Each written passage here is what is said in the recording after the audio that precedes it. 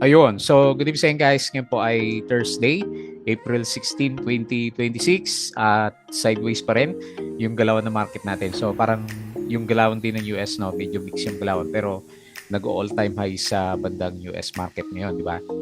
Wala pa rin namang di ba? Hindi pa rin tinutuloy kasi yung gera. So, ongoing pa rin yung talks nila.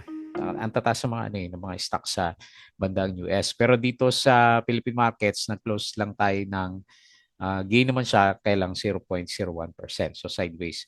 Yung galawan, nag-close tayo ng 6,063.69 and then meron pa rin tayong net foreign sale pa rin.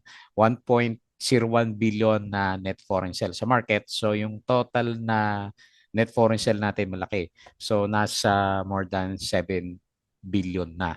Ayan, baka mag-retest talaga tayo dito sa 5,800. So yung galawan ngayon ng US market, okay pa rin siya.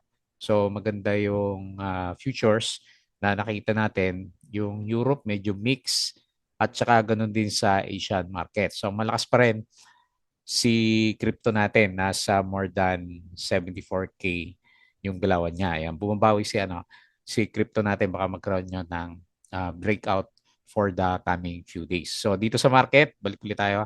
So medyo mix yung galawan and then marami sa movers, hindi sa blue chips kundi dito sa mga small caps na stocks natin. Okay? So nanguna sa listahan natin si Aslag. So mga energy company yata yung pinapagana ngayon. So medyo nag-spike ng 16.67%. So malaki yung galaw niya. May malaking week pa yata to. So tignan natin bukas baka meron pa rin to. Meron siyang 68.29K net foreign buy. Tapos si PhilWeb umatake din. Nag-up siya ng 10.34%. So maganda yung galaw. And then si Certec nag-up ng 6.67%. Zero in net foreign buy. Tapos si Petron Corporation, mga energy companies. So nag-up siya ng 5.8%. Meron siyang 9.5 million net foreign buy. Tapos si MRC, up din siya. Ito may setup kasi kaya kinuha natin. Meron siyang 2.04% na gain. And then 675K net foreign buy. Tapos si DHI, ito drop ng negative 5.09%, mga nag-peak na. Meron siyang 2.56 million net foreign sell. Okay? So may na si PSE market na yung mga blue chips natin. Ayan, so disclaimer pa rin sa mga bago sa channel natin, as usual, yung ating review is for education purposes lang po yan. So wag mong gagamitin to as a reason para mag-buy, sell, or hold ng stocks. May risk po kasi na involved sa market. Due diligence na lang po ka ng stocks yung gusto nyong bilhin. So ayaw makiat ni PSC Market eh. Okay, and then follow mo din po ako dito sa ating Palabi Trader na YouTube channel. As usual, subscribe ka lang para updated ka sa reviews or kung gusto mo join ka dito sa trading group naman natin. Okay? So yung mga nakasubscribe, maraming salamat po sa mga usual na viewers ng market, company reviews, wala tayong bagong IPO, profit or loss, mga sample trades sa market, basic indicators, technical analysis, fundamentals, yung mga risk management, and then basic learnings dito sa market po natin. Okay? And then sa crypto, follow mo lang po ako dito sa ating Palabi Trader. Crypto ko to para updated ka din sa mga reviews natin pero wala muna. No? Yung last na review natin is halos nung last month. Okay? Follow mo din po ako sa social media na Palabi Trader or dito sa Facebook page natin, Palabi Traders, para updated ka sa mga posts natin. And then, wala akong masyadong na-post dito, no? Konti lang. Okay, so tignan natin yung pinaka-summary ng index. Saan kayo nagpupunta itong mga to sa US, no? Drop pa rin kasi tayo ng 1.0 billion. So malakas pa rin yung net foreign sale. And then tinamaan ngayon si services sector. Siya yung malakas yung drop. Negative 1.79%. So yung gainers natin nandito sa industrial, 0.99% at saka sa finances, bumawi ng kote, 0.68%. Okay? And then yung closing natin kanina 3 p.m. So Metrobank pala yung bumawi ngayon. Ayan, nag-up siya. Mas marami yung verde. Nag-up siya ng 4.29%. Jollibee, may mga news to sa coffee ano niya, business. Plus 2.81%. SM plus 2.76, Meralco plus 2.54, San Miguel Corporation plus 2.49. So yung nag-drop sa atin ngayon, Converge, minus 2.76%, ICT pala. Ayan, minus 2.72% at saka si Ali, mahina pa rin, minus 2.15%. Nung first half naman, pantay lang siya. Meralco yung nangunguna at saka si Metrobank pa rin. So Meralco, 3.49, Metrobank 3.38, China Bank 2.47, and then si Jollibee 2.13%. So yung ating losers kanina, first up, Aboitiz Equity, minus 2.29%, Converge, minus 1.95%, Ali, minus 1.24%. Ali pa rin talaga. Wala pumapansin. Okay. Tapos, foreign funds sold, BDO, BPI, China Bank, DHI, ASEN, Alter, FGen, CNPF, DNL, Keeper, IMI, AC, Aboitiz Equity, AGI, Ali, Erich, Meg, Dtotel, Converge, ICT Plus, Web, Robinsons Retail, Wilcon, at saka si FNI. Sa mga binili naman, foreign funds bought, East West, Metrobank, AP, Meralco, Axilon Fruit, CIC, ABA, DMC, LTG, Olitsi, Globe, MAC, Bloomberry, Pure Gold, SSI, APX, AT, OGP, at saka CPX.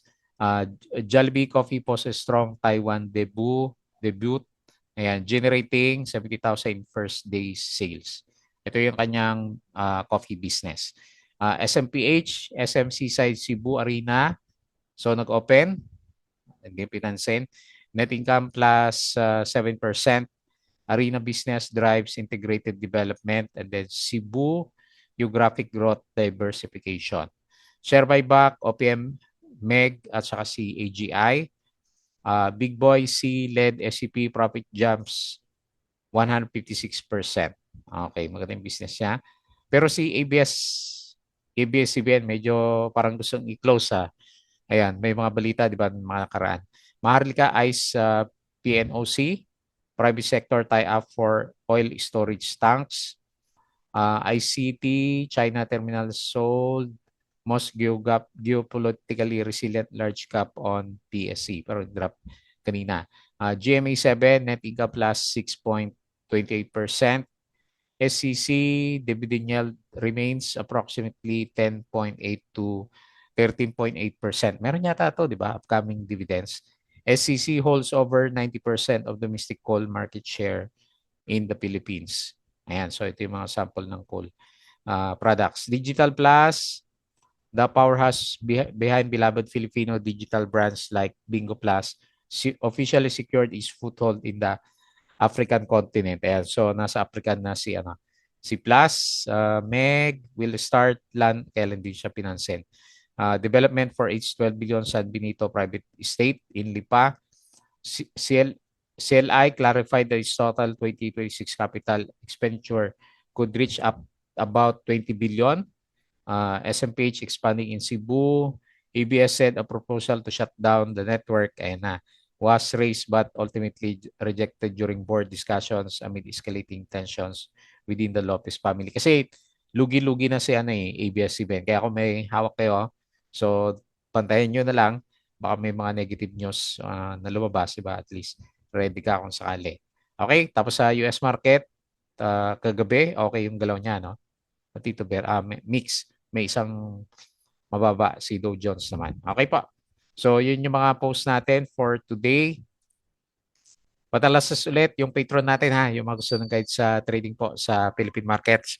I-check mo na lang po yung ating Patreon channel naman. Okay? So, punta tayo dito sa index. So, matamlay pa rin. Pakiramdam ko talaga mag-retest tayo sa baba. Kasi hindi huminto yung net foreign sell natin. So, nandito pa rin tayo sa range na 5.8 papuntang 6,200 level. So, sobrang hina ng RSI, hindi makalampas sa 50. Nandiyan lang siya, hindi gumagalaw yung index.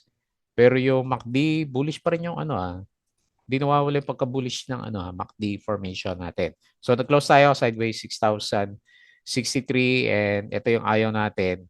So, total is 7 billion na po yung nabibilang natin na net foreign sell. Okay? So, punta tayo sa mga winners. Aslag, ayan. Ang laki ng pitik niya, oh. So, meron siyang dadalawin dito sa 1.2. So, nag-close siya 16.67% up. PhilWeb, ayan, medyo bumabawi din. Tuloy yung uptrend niya, no? So, nag-up 10.34%. Si RAC, meron din isa dito. Pangalawang araw na pala to. 6.97%. Si Petron, 5.8. Ayan, bumabalik na si Petron natin. Next, si may volume, Metrobank, 4.29, pabalik.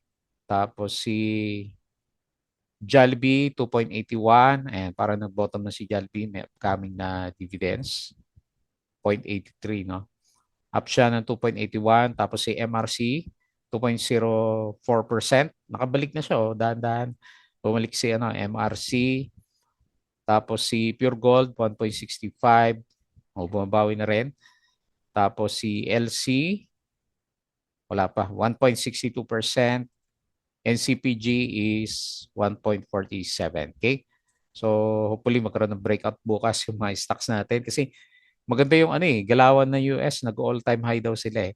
So, Apollo minus 8.45 sa loser. Tapos si Keeper minus 5.36. Pero may dividends to na 5%. DHI, pagod na yata. Ayan o. Minus 5.09% and Wilcon, drop pa rin. May dividends pala. Ayan, 6%. Malaki dividends yan. Kaya lang, kinain din niya. Nag-drop siya ng 4.95%. RCI, wala masyadong volume. Hindi masyadong pinapansin. Wala na si RCI, no? Hindi na masyadong titrending sa mga reviews natin.